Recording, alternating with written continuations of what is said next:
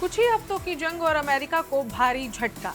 एक दो नहीं बल्कि 16 सैन्य विमान या तो तबाह हो चुके हैं या फिर लड़ाई से बाहर हो गए। एयर डोमिनेंस पर भरोसा करने वाली सुपर पावर के लिए ये बड़ा अलार्म है। ईरान के खिलाफ इस जंग में 10 से ज्यादा रिपर ड्रोन मार गिराए गए हैं, जो सबसे खतरनाक मिशनों के लिए भेजे जाते थे। लेकिन चिंता सिर्फ ड्रोन तक सीमित नहीं है। F-15 जैसे एडवांस फाइटर जेट्स भी हादसों और फ्रेंडली फायर का शिकार हुए।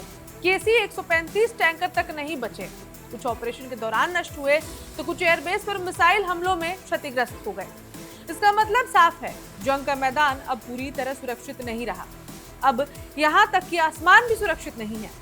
अमेरिका के पास अभी पूरी पकड़ नहीं, सिर्फ सीमित बढ़त है। और सबसे बड़ा सवाल यही है, अगर सुपर पावर के लिए भी आसमान सुरक्षित नहीं है तो ये जंग आगे कितना खतरनाक रूप ले सकती है। इस खबर पर देखिए हमारी ये खास रिपोर्ट। ईरान के साथ युद्ध के कुछ ही हफ्तों में अमेरिका के 16 सैन्य विमान नष्ट हो गए या खो गए। उस सेना के लिए जो अपनी हवाई प्रभुत्व एयर डोमिनेंस पर गर्व करती है, ये सिर्फ एक आंकड़ा नहीं है बल्कि एक चेतावनी है। ईरान युद्ध की शुरुआत के बाद से कम 16 अमेरिकी सैन्य विमान नष्ट हो चुके हैं। इनमें दुश्मन की आग या उच्च जोखिम वाले अभियानों में मार गिराए गए 10 रीपर स्ट्राइक ड्रोन शामिल हैं। ये ड्रोन इसलिए बनाए गए थे कि इन्हें खोया जा सके, क्योंकि इनमें पायलट नहीं होते। इसलिए इन्हें सबसे खतरनाक हवाई क्षेत्रों में भेजा जाता है। लेकिन अब वो रणनीति भी परखी जा रही है। कम से कम 9 रीपर ड्रोन को ईरानी सुरक्षा बलों द्वारा हवा में ही मार गिराया गया। एक अन्य ड्रोन जॉर्डन में जमीन पर एक बैलिस्टिक मिसाइल के हमले में नष्ट हो गया। 2 अन्य दुर्घटनाओं में खो गए। लेकिन बड़ी चिंता सिर्फ ड्रोनों की नहीं है, बल्कि चालक दल वाले विमानों क्रूड एयरक्राफ्ट के साथ जो हो रहा है वो अधिक चिंताजनक है। एक बेहद गंभीर घटना में कुवैत में फ्रेंडली फायर, अपनी ही सेना की गोलीबारी में अमेरिका के 3 F-15 लड़ाकू विमान मार गिराए गए। और फिर हवा में एक दुखद हादसा हुआ। एक ऑपरेशन के दौरान एक KC-135 रिफ्यूलिंग टैंकर नष्ट हो गया, जिसमें सवार चालक दल के सभी 6 सदस्यों की मौत हो गई। ये दुश्मन के हमले नहीं थे, बल्कि युद्ध क्षेत्र के भारी दबाव के बीच हुए हादसे थे। नुकसान यही नहीं रुका। सऊदी अरब के एक हवाई अड्डे पर खड़े 5 और KC-135 टैंकर ईरानी मिसाइल हमले की चपेट में आ गए। ये पिछले आधार संचालन रियर बेस ऑपरेशंस की सुरक्षा पर गंभीर सवाल खड़े करता है। इसकी गंभीरता को समझने के लिए पीछे मुड़कर देखें। 2011 के पूरे लीबिया हवाई अभियान के दौरान अमेरिका ने 4 महीनों में केवल 3 विमान खोए थे। अब हफ्तों में 16 विमानों का नुकसान हुआ है। विशेषज्ञों का कहना है कि इसका कारण सीधा है, इस युद्ध की तीव्रता। अधिक उड़ानें, अधिक हमले, अधिक दबाव।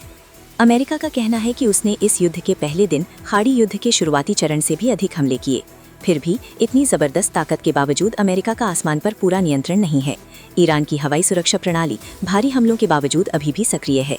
हाल ही में एक उन्नत F-35 लड़ाकू विमान ईरानी गोलाबारी की चपेट में आ गया, जिससे उसे इमरजेंसी लैंडिंग करनी पड़ी। पायलट तो बच गया, लेकिन संदेश साफ था, ये निर्विवाद हवाई क्षेत्र नहीं है। यहाँ तक कि पेंटागन ने भी स्वीकार किया है कि उसके पास केवल स्थानीय हवाई श्रेष्ठता है, जिसका अर्थ है कि उसका नियंत्रण केवल कुछ खास क्षेत्रों तक सीमित है, न कि पूरे युद्ध क्षेत्र पर। ये एक बड़ी कमी है, क्योंकि पूर्ण हवाई प्रभुत्व के बिना हर मिशन और भी जोखिम भरा हो जाता है। इसके व्यापक परिणाम हो सकते हैं। हॉर्मुज़ जलडमरू मध्यगोले, जो इस युद्ध का एक प्रमुख उद्देश्य है। यदि ईरानी हवाई सुरक्षा सक्रिय रहती है तो उस जलमार्ग को सुरक्षित करना बहुत अधिक कठिन हो जाएगा।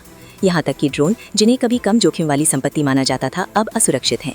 इस बीच युद्ध जारी है। ईरान पूरे क्षेत्र में हमले करना जारी रखे हुए है, जिसमें कतर और सऊदी अरब में ऊर्जा सुविधाओं पर हालिया हमले शामिल हैं। हालांकि अमेरिकी अधिकारियों का कहना है कि हमलों की तीव्रता कम हुई है, लेकिन खतरा अभी टला नहीं है।